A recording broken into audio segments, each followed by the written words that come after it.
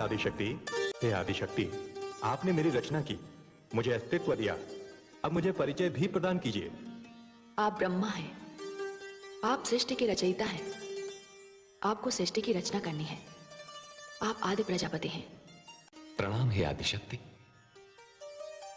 मुझे भी बताइए कि मैं कौन हूं, मेरा परिचय क्या है और मेरी रचना का उद्देश्य क्या है। आप विष्णु हैं, आप सृष्टि के पालन करता है। आप ब्रह्मा की रची हुई सृष्टि का पालन करेंगे और उसकी रक्षा करेंगे। हे आदिशक्ति, प्रणाम। मुझे भी बताइए कि मेरा परिचय क्या है और मेरी रचना का लक्ष्य क्या है। आप महेश हैं, आप ब्रह्मा की रची हुई सृष्टि का संहार करेंगे। पुरुष प्रकृति अर्थात नारी के बिना अधूरा है। हे ब्रह्मा, आपकी शक्ति है देवी सरस्वती।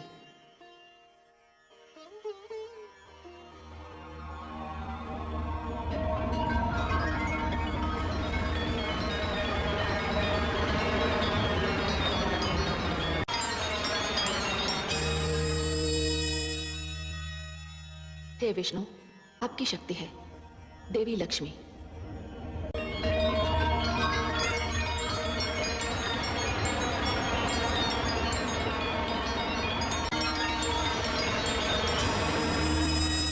हे महेश, आपकी शक्ति है देवी गौरी।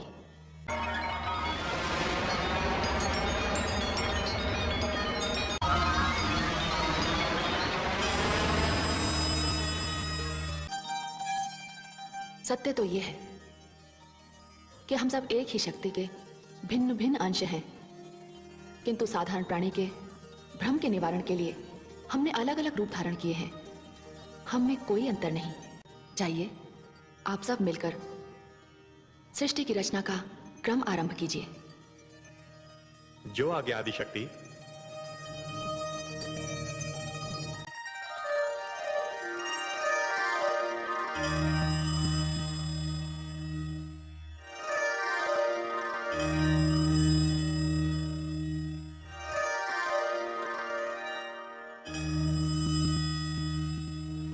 ये सब आपकी शक्तियां हैं जो आप में लीन हो गई। ये सदैव आपके साथ रहेंगी और आप जब चाहेंगे ये प्रकट हो जाएंगी।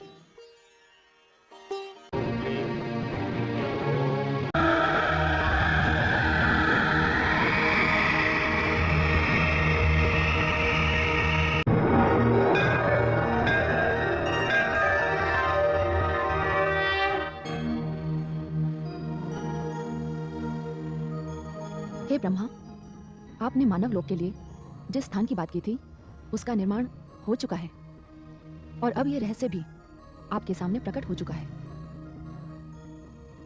यह मेदिनी है, यह निंदा और स्तुति की भस्म से बनी है। ये दो दुर्गुणों की राख से बनी है। ये राख से बनी है, इसलिए इसमें धारण करने की शक्ति है। मानव के आने से पहले ये उसके लिए सारी सुविधाएं जुटाएगी। ये सब कुछ वो इसलिए करेगी क्योंकि संतान के लिए माता यही सब करती है, क्योंकि वो त्याग, तपस्या, ममता और सहनशीलता की मूर्ति है। ये धरती भी माता कहलाएगी। यदि सृष्टि को मानव ब्रह्मा की देन है तो मानव को ये धरती मेरी देन है। हे ब्रह्मा, आप निश्चिंत होकर मानव की रचना आरंभ कीजिए।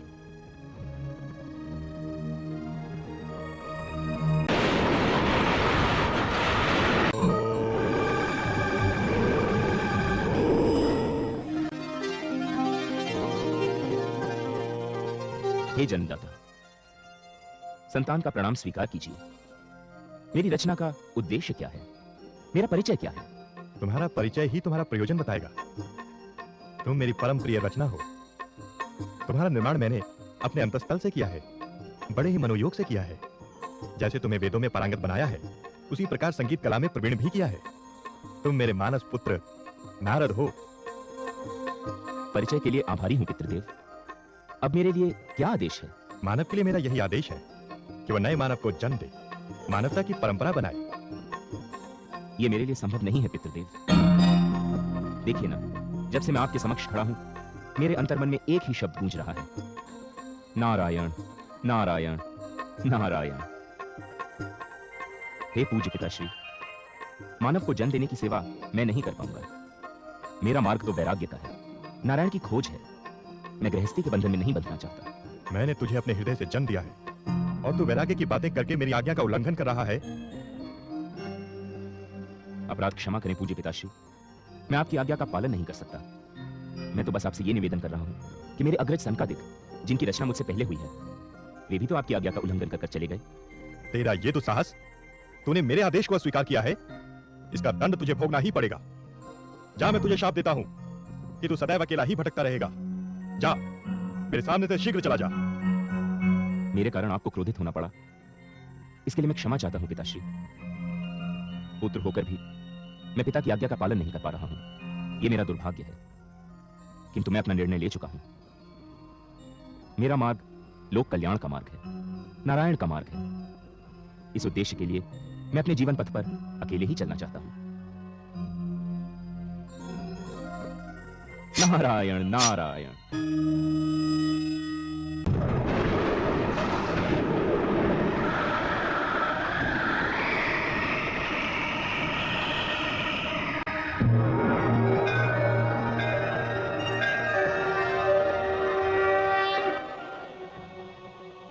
आदि शक्ति को ब्रह्मा का नमन स्वीकार हो। ब्रह्मा जी, ये क्या? तनी हुई भ्रुकुटी, ललाट पर चिंता की रेखाएं। आदि शक्ति, आपके कथनानुसार मैंने मानव की रचना प्रारंभ कर दी, किंतु नारद सहित मैंने जितने मानव बनाए सभी वैरागी हो गए। इसका कारण जानते हैं? बताने की कृपा करें महादेवी। जब तक प्रकृति और पुरुष का मिलन नहीं होगा, तब तक सृष्टि का विस्तार नहीं हो सकता। सनकादिक और नारद में इच्छा शक्ति का अभाव था। उनके मन में कोई कामना नहीं थी। सृजन की रचना की पहली आवश्यकता है कामना। इसलिए मानव रचना से पहले आवश्यक है मानव के मन में रचना की कामना इच्छा। हे ब्रह्मा, कामना भी मेरा ही रूप है, मैं ही कामना हूं। हे महादेवी, मुझे अपनी भूल ज्ञात हो गई। इस कृपा के लिए आपको धन्यवाद। मैं समझ गया कि पुरुष नारी शक्ति के बिना अपूर्ण है, अधूरा है। इसलिए अब मेरे हाथों जो भी जीव रचना होगी वो पूर्ण होगी। उसमें इच्छा होगी, कामना होगी। आपके विचारों को उचित दिशा मिल गई है।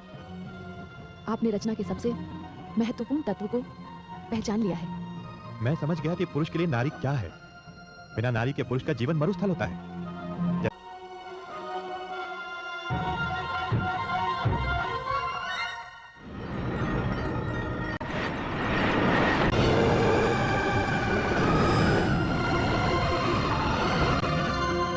हे पिता, जन्म देने के लिए मैं आपका आभार व्यक्त करता हूँ। कृपया मुझे बताएं, मैं कौन हूँ और मेरे लिए आपका आदेश क्या है? तुम प्रजापति हो। प्रजापति, मानव की रचना में तुझे मुझे सहयोग देना है। अब मानव ही मानव की रचना करे। पूजनीय पिताश्री, मेरे अंतर्मन से एक अर्थ है कि मानव की रचना का कार्य मैं अकेले नहीं कर पाऊंगा। इस उत्तरदायित्व को निभाने के लिए मैं स्वयं को अधूरा पा रहा हूँ। हे मानव, तुम्हारा कथन सत्य है। मैं तुम्हें अधूरा नहीं छोड़ूंगा। मैं तुम्हें पूर्णता प्रदान करूंगा। पूर्णता। मैं तेरे लिए एक नारी की रचना करूंगा। वो तेरी वामांगी होगी, शक्ति होगी। वो तुझे पूर्णता प्रदान करेगी। तू संसार में दक्ष प्रजापति के नाम से विख्यात होगा। नारी,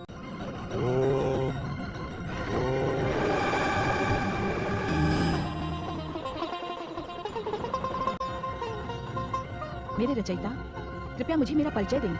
मैं कौन हूँ? मैं कैसे अस्तित्व में हूँ? मेरा भविष्य क्या है? तुम नारी हो। प्रकृति की सुंदरतम वस्तुओं की सहायता से मैंने तुम्हारा निर्माण किया है। मेरी रचनाओं में तुम सबसे महान हो। पुरुष को दिया हुआ मेरा तुम श्रेष्ठ वरदान हो।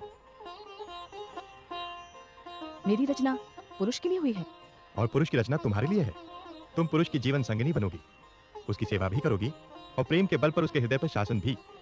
नारी और पुरुष एक दूसरे के सहयोग से पूर्णता प्राप्त करेंगे। तुम्हारी सहायता से जीवन से नवजीवन की परंपरा बनेगी।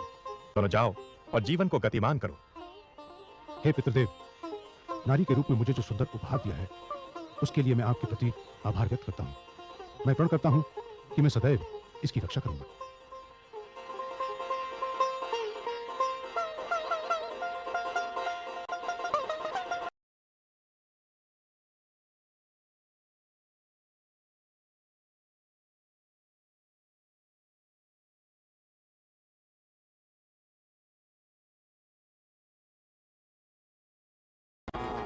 सौभाग्यवती भव, आयुष्मान भव।